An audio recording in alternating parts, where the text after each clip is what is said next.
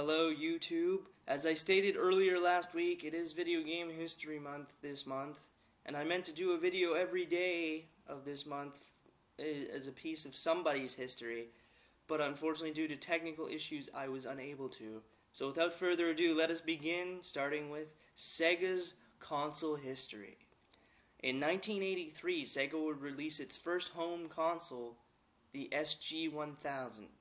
I do not know much about this console other than the fact that it was only released in Japan and never saw the light of day in North America or Europe, and would be discontinued in 1985 for Sega's next console, which was initially called the Mark III, and would later be known a year later as the Sega Master System. The Sega Master System would go on to sell 13 million units worldwide and would give us a classic hit and Sega's first mascot, Alex Kidd. Its highest selling game was of course Alex Kidd in Miracle World, which was not initially supposed to be an Alex Kidd game. It was originally just supposed to be its own standalone title, but during its development the developers decided to throw in Alex Kidd as its protagonist. The Sega Game Gear would last from 1985 to 1996, although being officially called the Master System in 1986. In 1996 it would be discontinued, and you'll notice a trend with Sega and how it would later have some problems. It also launched at a price point of $100 US. Its next console would be the Sega Genesis, which sold 40.9 million units worldwide and had a launch price of $189, and its highest selling game would be Sonic the Hedgehog, which would sell 15 million units worldwide, despite the fact that it was also bundled with the console as its sequel, Sonic the Hedgehog 2, at 6 million. Now, of course, Sega would later drop Alex Kidd as its mascot in favor of the blue hedgehog, Sonic. The highest selling game, however, on the Genesis that was never bundled with the console would be Aladdin at 4 million units worldwide. The Sega Genesis would be discontinued in 1997, and of course was a huge instrumental part in what started the console wars, which began between the Super Nintendo and the Sega Genesis. There are some crazy stories that people will often tell about the console wars back in the day, like how kids used to beat each other up because they either had a Super Nintendo or a Genesis. Whereas compared to today, the console wars are just mainly internet warfare between forums and comments on YouTube and comments everywhere, to the point of people literally saying in front of each other, "You suck because you own this console." No violence has ever been caused over the console generation, over the console wars as it's been evolving, which is a good sign, but still, the Genesis and the Super Nintendo is what began it all. Now in 1990, Sega would release its first handheld, and only handheld, the Sega Game Gear. The Sega Game Gear would go on to sell 11 million units and started at a price point of $150. Its highest selling game was Sonic the Hedgehog 2, which would sell 400,000 units in Japan alone. It would be discontinued in 1997, and if you haven't noticed the trend, Sega's developing a lot of consoles, or supporting a lot of platforms at the same time, which caused issues for developers, because at one point or another Sega was supporting 7 different consoles at a time, which caused a lot of developers to be confused, and not to mention some of the later consoles would be much harder to develop for because of the technology built inside, but we'll get to that as we head up later past the Sega CD and 32X. Speaking of the Sega CD, in 1991, Sega would release the Sega CD, which would go on, or the Mega CD, as it's known in Europe. It would go on to sell 6 million units worldwide, and its highest selling game was Sonic CD at 1.5 million. It would be discontinued in 1996 and have a starting price point of $299.99. Now that on top of you have to have a Genesis to play the Sega CD, you're almost looking at close to $600 just to have a Sega CD, which is kind of extremely pricey in those days. That's why the Atari Jaguar failed. But I'll probably get on to Atari on a much later date. Now, with the Sega CD, it wasn't received very well due to its lack of games. It did not have very many games, which is why it didn't sell so well around the world. But it definitely did a lot better than Sega's next console, the Sega 32X. The 32X was not very well received at all, as it would only sell 665,000 units worldwide, and would only have 5 games released in North America, being Night Trap, Fahrenheit, Corpse Killer, Supreme Warrior, Slam City with Scottie Pippen. And that was 1994, and it would be released at a price point of $159, and it would be discontinued in 1995 due to the lack of interest. I mean, it only had 5 games, and it was kind of high of a price point. Plus, you needed, again, the Genesis, and if you really wanted the full use of the 32X, as my understanding, you needed to have the Sega CD. So if you were to add that up in total, it's well over $750 to have the full experience of the Sega 32X, which was kind of outrageous at those times. I mean, everybody was freaking out about Sony at $599.99. So $759, that's a lot of money. And that's before taxes, might I add.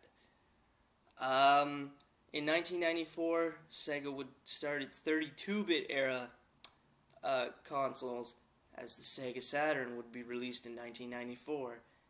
And it had a much bigger success than the Sega CD and the 32X, but it was still considered a flop due to the fact that it only sold 9.6 million units worldwide, and its highest selling game, Virtua Fighter 2, which sold 1.7 million units in Japan.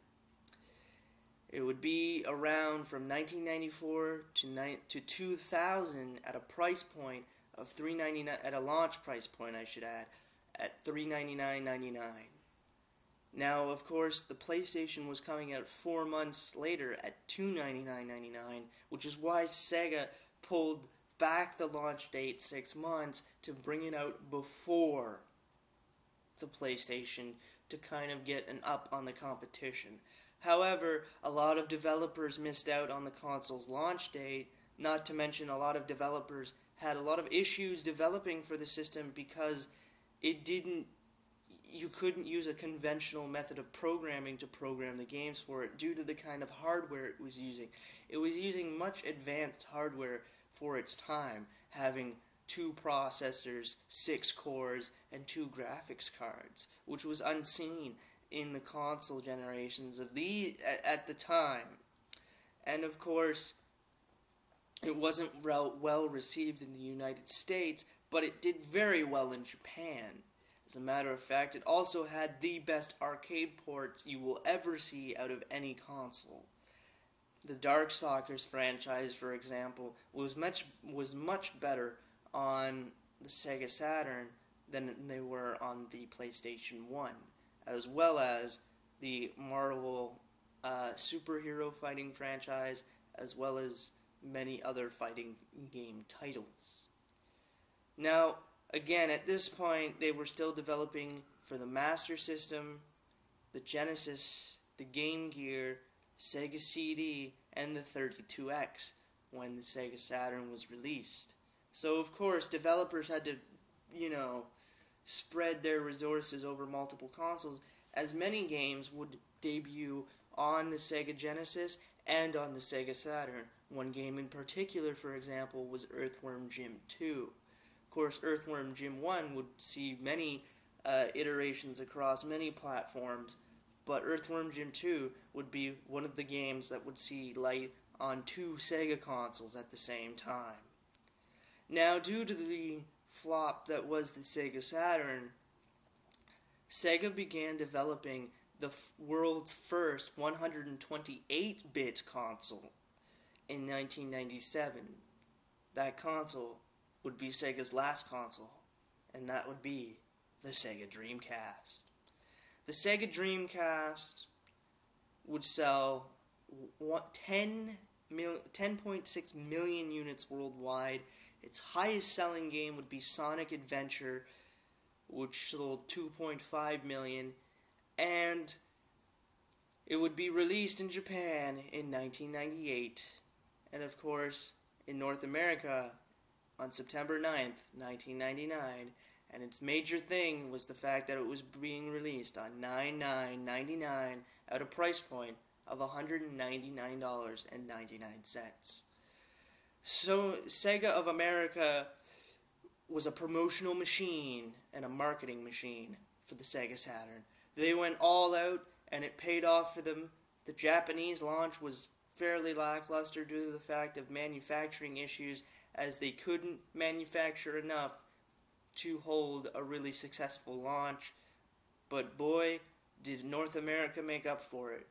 It was selling consoles left and right, breaking records, and having retailers call up Sega to say, we need more Sega Dreamcast. Initially, within the first 2 weeks of the Sega Dreamcast's launch in North America, it would sell 500,000 units, which is quite impressive for its time. It would later be shattered by the PlayStation 2. But before we get to that, and Sony's history, we're on Sega's history, guys. Let's get down to it. Now, unfortunately, in 2001, due to the release of the PlayStation 2 in 2000, Sega had discontinued manufacturing Sega Dreamcast, and also that year would stop selling Sega Dreamcast in North America. However, they would continue to sell Sega Dreamcast in Europe and develop for the Sega Saturn or Sega Dreamcast in Europe and Japan. Now, one of the faults of the Sega Dreamcast, the Sega Dreamcast, I don't know why I got confused there for a second, but was the fact that it didn't have it couldn't play DVDs, which a lot of people say was the downfall of the Dreamcast. However, one of the innovative things that the Dreamcast did do was it had its own disc-based ROM known as the GD-ROM, which stood for Gigabyte Disc ROM. It could hold 1.2 gigabytes, which wasn't as much as a DVD, but it was certainly more than a CD, which the PlayStation 1 used, and other disc-based consoles before it. However, the GD-ROM didn't really catch on much, and is no longer around today because we use DVDs for games and now Blu-rays. Now, of course, with the GD-ROM, you got great quality on the discs and whatnot for the games that looked so much better, and in some cases, some Dreamcast games looked much better than some PS2 games, because also the hardware that was inside the Dreamcast, some components were vastly superior to that of the PlayStation 2, but because the PlayStation 2 and even Xbox 360 could play DVDs, it sort of had the downfall of Sega. Now, of course, if Sega had DVDs, we'd probably still have them today as console manufacturers. But we'll never know if Sega could have lasted with the Dreamcast if it had DVD playback. Now, in Japan, the console would stop being developed in 2007. Sega would continue to sell refurbished and whatever they had left in the hardware in the warehouses until 2007, as well as supporting games for it.